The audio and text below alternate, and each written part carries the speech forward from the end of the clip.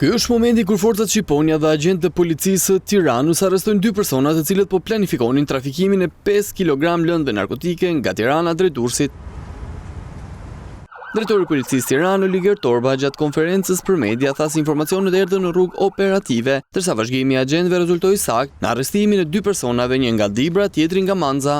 Në këtë kuadër, me zgjidhjen e sotme, fal punës operative të bërë nga struktura e seksionit për hetimin e narkotikëve në detyrim vendore të Policisë Tiranë, është organizuar dhe finalizuar operacioni policor drejtimi, gjatë të cilët u parandaluan dhe u godit një rast i tentativës për trafikim të drogave të forta në sasi të konsiderueshme. Në kuadër të operacionit u bë i mundur kapja dhe arrestimi në flagrant i shtetasëve Mirland Herri, 51 vjeç, banues të Maminës Durrës, Lufim Hoxha, 41 vjeç, lindur në Dipër dhe banues të Maminës Durrës.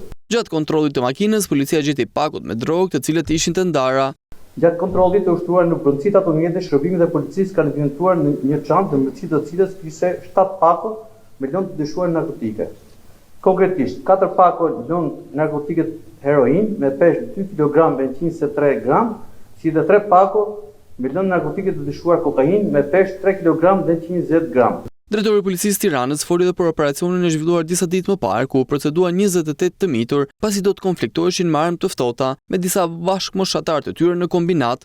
Gjithashtu, nisu nga një rast shumë i pret për një përplasje me armë të ftohta të rreth 28 personave të mitur, nga mosha 13 deri 17 vjeç, fal marrjes në kohë të informacionit angazhimit maksimal të Komisiatit nr. 6, si dhe forcave operacionale shqiponja të Drejtorisë Vendore të Policisë Tiranë, u bëj mundur për rreth 72 orë nga verikimet e bëra dhe nga struktura e hetimit të krimit kibernetik në Drejtorinë Vendore të Policisë Tiranë dhe informacionet e marra nga shërbimi në terren të evidentoheshin dhe të parandalohej një ngjarje shumë e rëndë kriminale me pasojë fatale për jetën e të miturve.